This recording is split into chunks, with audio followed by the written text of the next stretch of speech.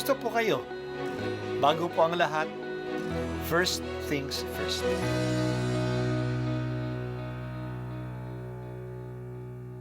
Good morning po. Sinisimulan po natin ngayon ang first things first. At dito po, tinatalakay natin sa unang bahagi ng umaga natin ay ang first readings na binabasa po sa banal na misa. Ito pong tinatalakay natin kasi madalas po kasi marami na tayong alam tungkol sa gospel readings. Pero konti po ang nagsasalita sa first readings. Pero ang first readings, bahagi din po yan ng Biblia, ng banal na kasulatan. Kaya susubaybayan po natin ang mga first readings, basahin po natin at kuminsan kailangan ng basahin ng 2 o 3 beses bago maintindihan kasi hindi po tayo familiar sa mga istorya at sa mga kaisipan na tinatalakay dito. Ang pagbasa mula sa mga gawa ng mga apostol. Maraming kababalaghang ginawa ang mga apostol na pawang nasaksihan ng mga tao. Nagtipon-tipon sa portiko ni Solomon ang lahat ng sumasampalataya. Hindi nangahas na makisama sa kanila ang mga di sumasampalataya. Gayon may puring-puri sila ng mga tao. Subalit parami ng parami ang lalaki at babaeng nananalig sa Panginoon. Dinala sa mga lansangan ang mga may sakit at inilagay sa mga papag at mga higaan upang pagdaan ni Pedro ay matamaan ng kaniyang anino ang ilan man lamang sa kanila. At dumating din ang maraming taong buhat sa mga bayang kanugnog ng Jerusalem. Dala ang kanilang mga may sakit at mga pinahihirapan ng masasamang espiritu at silang lahat ay pinagaling. Ang salita ng Diyos. Salamat sa Diyos. Ang patotoo na muling pagkabuhay ni Jesus ay hindi ang kanyang physical resurrection lamang. Na nakita at nahipo ng mga alagad ang kanyang katawan na pinako sa krus, pero buhay muli ngayon. Ito ang ginawa ni Jesus sa kanyang pagpapakita sa mga alagad. Pinakita niya ang kanyang sugat. Pinahipon niya sa kanila ang buta sa kanyang tagiliran.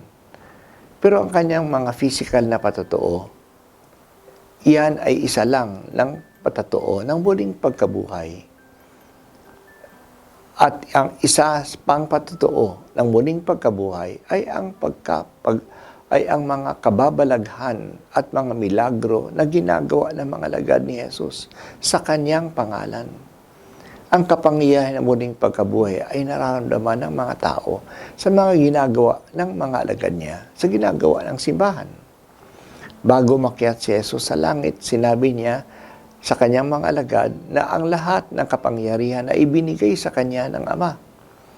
Pinadadala niya ang kanyang mga alagad sa buong mundo na dala ang kapangyarihan ito.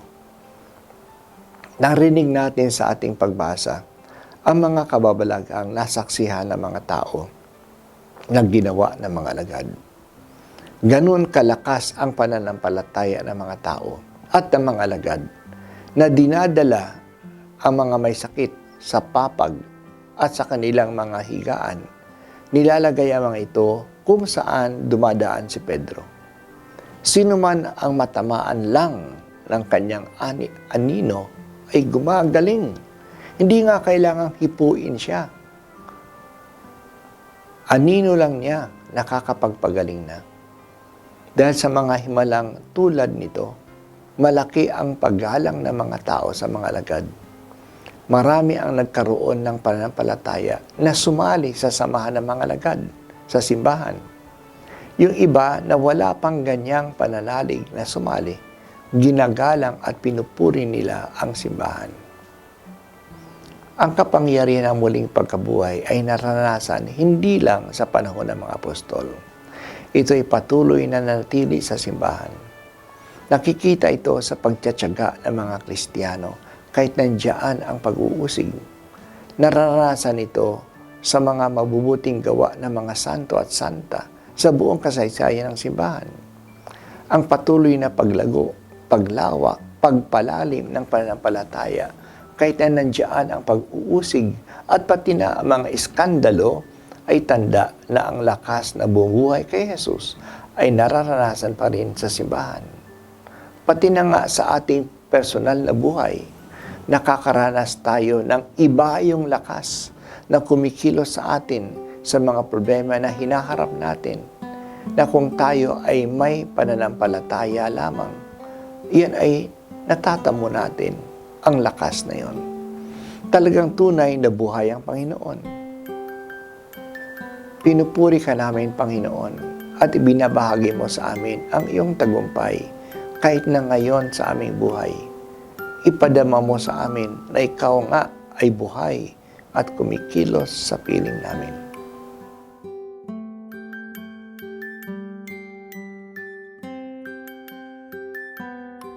At ako po ay si Bishop Broderick Pabilio dito sa First Things First.